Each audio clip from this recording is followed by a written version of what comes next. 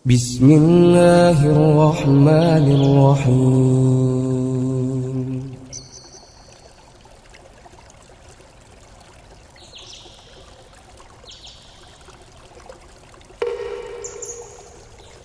Mimpi 91, cahaya kalam Allah, yaitu cahaya Al-Quran yang menyinari seorang pemuda yang akan menjadi pemimpin umat, yaitu Imam Mahdi, 18 Juni tahun 2019. Aku bermimpi melihat kematian seorang laki-laki di tanah Arab.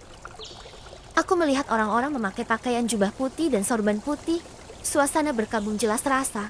Tapi aku kurang jelas melihat siapa orang yang meninggal itu. Dalam mimpi ini, laki-laki yang meninggal itu mempunyai 3 orang anak yang sedang sibuk bertikai. Tiba-tiba, aku melihat pemuda yang bersamaku di mimpi sebelumnya itu, yakni mimpi 15. Meninggalnya seorang khalifah dan pembayatan Imam Mahdi. Ia mempunyai 3 keutamaan yang memenuhi syarat jati pemimpin, menggantikan orang yang meninggal itu. Pemuda itu adalah seorang yang sederhana, dunia tak menarik baginya. Aku melihat dia berdiri di satu malam di sebuah taman, dan ada cahaya dari langit yang menghampirinya. Dalam mimpi ini aku merasakan, Allah telah memberikan padanya ilmu kalam. Tapi, aku tidak tahu, apa itu kalam Allah. Aku terus melihat cahaya yang menerpa pemuda itu, hingga membuat badanku ikut terasa berbeda. Seperti dalam rasa yang kurasakan di mimpi 35, gambaran dosa-dosa yang berguguran. Aku melihat sel-sel kulit mati di tubuhku terasa terkelupas sendiri. Aku meraba punggungku, aku melihat sel-sel kulit mati itu terkelupas dan menjadikan kulit baruku menjadi halus dan mudah kembali. Aku berpikir, apakah ini?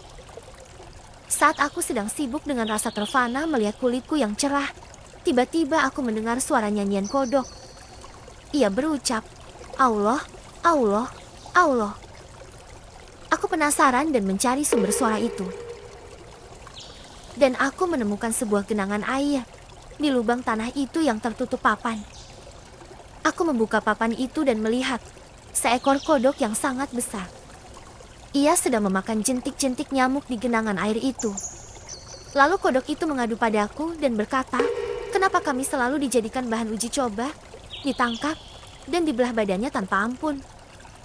Aku tidak bisa menjawab pertanyaannya. Tiba-tiba, aku diperlihatkan proses pembelahan badan kodok itu. Aku melihat mereka disayat-sayat kulitnya, sementara usus dan jantungnya masih bergerak. Kodok itu meminta pertolongan Allah atas rasa sakit yang ia rasakan.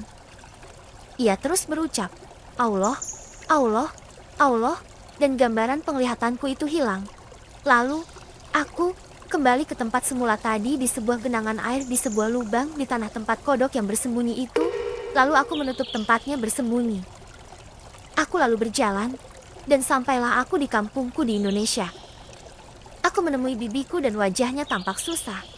Ia sedih karena ia tidak mampu untuk membayar hutangnya. Lalu ia menyebut angka 350 juta. Lalu, aku diberikan beberapa baju gamis baru oleh bibiku. Aku memakainya dan aku sangat suka karena modelnya syari, yaitu panjang dan longgar dan menutup aurat. Tiba-tiba, aku sudah berada lagi di tempat awal mimpi tadi, yaitu di tanah Arab.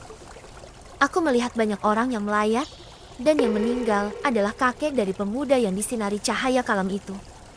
Saat masuk waktu sholat, lalu aku antrian sholat karena banyaknya orang. Selesai sholat, tiba-tiba aku mendengar suara itu berkata, kini, waktunya pemuda itu diangkat menjadi pemimpin. Ia memiliki 3 keutamaan.